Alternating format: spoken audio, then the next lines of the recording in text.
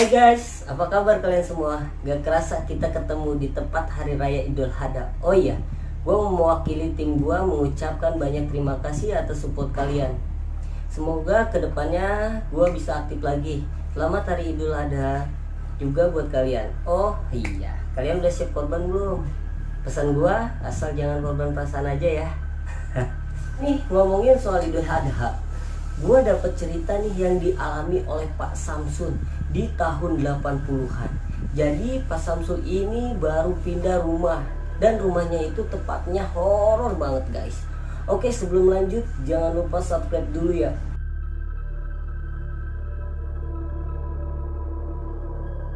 Cerita ini dialami oleh Pak Samsul saat hari menjelang Idul Adha. Kebetulan waktu itu rumah beliau adalah satu-satunya rumah yang berada di ujung persawahan. Belakang rumah itu ada sumur tua yang udah nggak digunain lagi. Hari itu Pak Samsul mutusin buat pindah rumah karena kebetulan rumah itu dijual.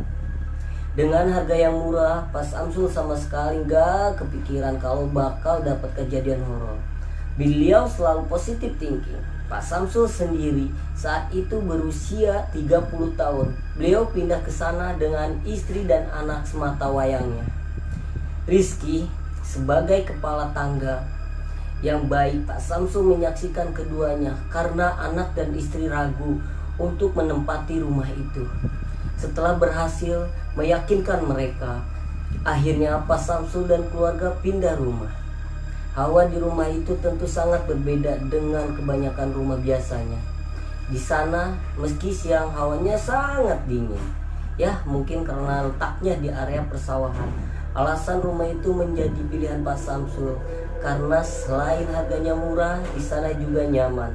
Ya walaupun agak jauh dari para tetangga, Pak Samsul berkeliling desa buat ngebantu karena dia adalah warga baru. Sementara itu istri dan anaknya juga di rumah.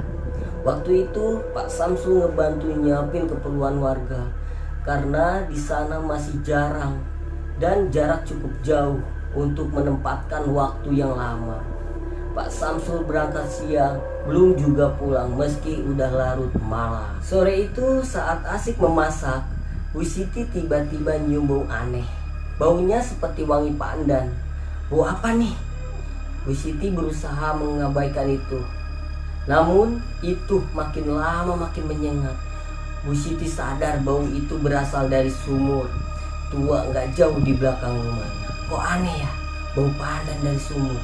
Bu Siti hendak ke sana, tiba-tiba ditarik sama Rizky. Cepat masuk Bu. Bu Siti akhirnya kembali masuk ke dapur dan menyelesaikan masakannya. Rizky menasehati ibunya, Bu, biasanya kalau ada bau pandan akan ada sosok yang paling ditakuti, yaitu sosok Poci. Bu Risma yang mendengar itu mendadak panik. Sore itu sehabis maghrib mereka duduk nyantai di kamar musola. Mereka harus mempersiapkan diri karena malam itu adalah malam takbir. Suara Allahu Akbar, Allahu Akbar, Allahu Akbar. Alhamdulillah mereka bertiga takbiran bersama. Dengan diterangi lampu lilin dan mendadak lilin itu mati. Hal itu ngebuat Bu Siti panik. Namun kenapa kok tiba-tiba mati? Bahkan Pak Samsul udah nyalakan namun masih mati lagi. Hingga akhirnya mereka dengar bisikan lirih. Saya nggak suka dengar suara itu. Takbir bisikan itu sangat lirih, namun nyata terdengar di telinga masing-masing. Bu Siti dan Rizky merepatkan diri di Pak Samsul. Pak Samsul tahu itu adalah cobaan, maka beliau memutusi buat pindah ke kamar dan melanjutkan takbiran di kamar ditemani Rizky dan Bu Siti. Untungnya mereka nggak dapat kejadian horor lagi. Pagi harinya mereka sekeluarga pergi sholat Id di masjid yang jaraknya lumayan jauh dari rumah. Mereka bersyukur bisa mengikuti hari raya Idul Adha. Setelah sholat, Pak Samsul mengantar Ibu Siti pulang. Sementara Rizky akan ikut bantu-bantu di masjid. Pak Samsul dan Ibu Siti pulang, tapi di perjalanan beliau kaget mengamati jalan sekitar rumahnya yang terlihat ramai. Ada apa tuh? Namun anehnya, saat Pak Samsul semakin dekat, keramaian itu mendadak hilang. Jalanannya kembali sepi. Kok aneh ya? Pak Samsul dan Ibu Siti hanya bisa mengabaikan hal tersebut dan lanjut pulang. Sampai di rumah, mereka langsung ganti baju. Bu Siti dan Pak Samsul duduk santai, nunggu kalau nanti ada tamu yang datang menjelang siang hari. Pak Samsul dan Bu Siti masih belum kedatangan tamu. Ini orang-orang nganter kurban sampai rumah enggak sih? Bu Siti bimbang, namun ditenangkan oleh Pak Samsul. Sementara itu ada kejadian aneh yang dialami panitia kurban. Saat hendak mengantar ke rumah Pak Samsul, sebut saja Topik dan Rahmat. Mereka adalah panitia kurban ditugaskan mengantar di daerah tempat Pak Samsul. Ya, seperti biasanya mereka jalan keliling desa. Namun saat menuju rumah Pak Samsul, mereka kaget. Kenapa jalan ke sana tiba-tiba ramai? Oh iya, rumah Pak Samsul ini terletak di komplek paling ujung. Jadi ada rumah terus sawah. Nah, habis itu ada lagi rumah. Itu adalah rumah Pak Samsul. Nah, di persawahan itulah Rahmat ngelihat hal aneh, di mana jalan persawahan itu mendadak rame seperti ada yang kurban juga.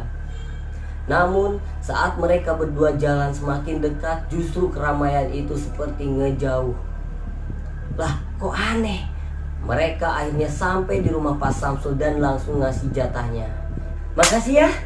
Setelahnya mereka langsung pamit. Keanehan lain juga dialami oleh beberapa panitia lain yang datang ke rumah Pak Samsul. Salah satunya Pak Imam. Saat itu Pak Imam hendak berbagi jatah ke Pak Samsul. Namun dari jauh rumahnya Pak Samsul kelihatan ramai, bahkan mau masuk aja seperti nggak ada celah. Pak Imam ragu, mau lanjut apa pulang aja. Sampai ketika Pak Imam bengong dan ada satu orang yang nyamperin, namanya Rusdi. Nah, pandangan Pak Imam dan Rusdi ini berbeda. Kalau Pak Imam ngelihat rumah Pak Samsul sangat ramai, maka Rusdi sebaliknya, dia ngelihat rumah Pak Samsul itu sangat sepi. Bahkan pintu rumahnya juga tertutup. Pak Imam dan Pak Rusdi sempat berdebat tentang hal itu. Astagfirullah. Sesaat setelahnya mereka menyadari apa yang terjadi. Akhirnya mereka memutusin buat lanjut. Sampai di rumah Pak Samsul, mereka berdua disambut baik oleh sang empu. Mereka juga diajak ngobrol dan ngopi bareng. Pak Imam dan Pak Rusdi juga nyeritain sedikit tentang keanehan yang mereka alami ke Pak Samsul. Alah, sudah biasa. Pak Samsul bahkan cerita kalau tadi pagi menjelang subuh beliau ngelihat sosok pocong yang keluar dari sumur tua di belakang rumahnya.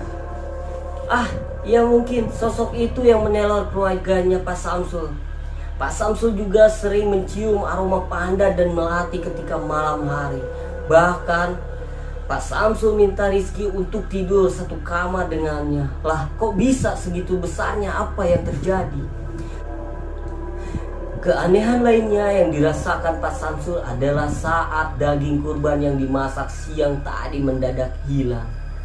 Padahal tidak ada hewan, entah itu kucing atau ayam di rumahnya. Sementara itu Bu Siti dan Pak Samsul juga belum makan siang. Banyak yang janggal. Akhirnya Pak Samsul memutusin buat pindah rumah. Dia nggak mau kalau gangguan beberapa hari ini akan membuat keluarganya semakin stres.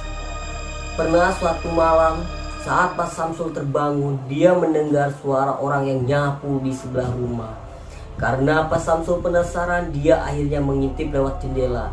Dan yang dilihat ngebuat syok. Ada sapu yang di jalan sendiri tanpa ada yang megang. Astagfirullah. Pak Samsul yang gak kuat mutusin balik ke kamar. Namun saat dia menoleh, dia terkejut dengan sosok nenek tua yang tersenyum. Ngapain ngintip segala cu? Sejak kejadian itu, Pak Samsul makin was-was. Ternyata banyak sekali penghuni di sekitar rumah itu. Akhirnya, keesokan harinya, Pak Samsul kembali pulang ke rumah orang tuanya. Dan rumah itu kembali dijual. Pantesan aja harganya murah, kondisinya ternyata sangat angker. Tamat. Yang dialami Pak Samsul dan keluarganya, bagaimana menurut kalian? Oke? Jangan lupa dukung terus channel ini dengan subscribe, like, and comment, dan share. Gua pamit undur diri, gua Tian dari Room Horror. Assalamualaikum warahmatullahi wabarakatuh.